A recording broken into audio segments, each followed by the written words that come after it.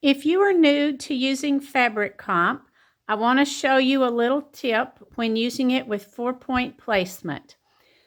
The quilt that I'm currently doing, I'm staying within the border, and this border isn't exactly straight.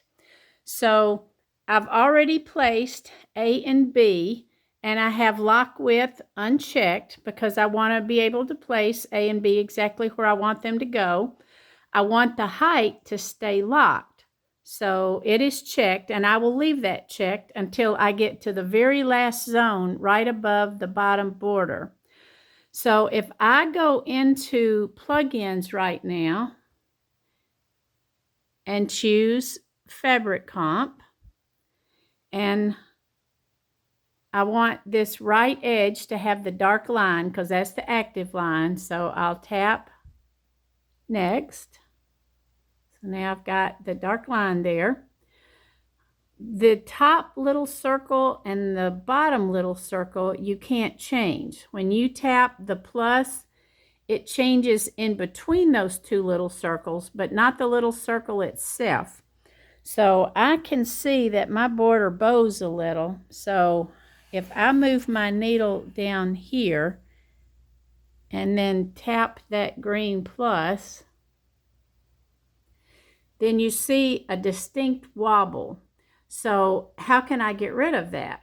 Okay, we're going to cancel out of here. So with the lock height checked, I can still place C and D. It's a way of kind of adjusting the side, you might say. So I'm going to come over here, and that's where my spot is for placing the zone, and it's 12 inches. So I'm just going to guesstimate down here. I could put it anywhere. I'm going to just choose there because the left side is fairly straight, and I'm going to tap C because you can still tap on it even with lock height checked. Okay, so now I'm going to go over to the other side that I'm concerned about, and where it bows out there, now I'm going to tap D, and I want you to watch that little red circle, how it changes when I tap D. So it scooted in a little bit, so that's a good thing. So now I'm going to go back into plugins and Fabric Comp.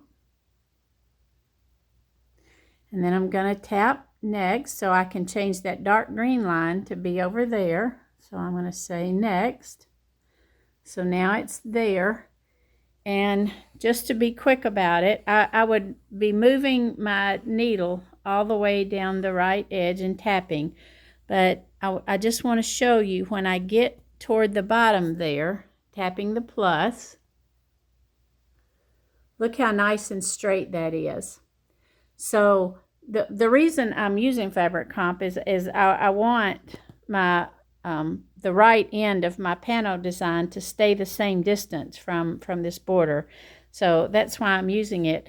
And so it's nice by having placed the C and D that I won't have any surprises at the bottom of my zone because the border wasn't exactly straight.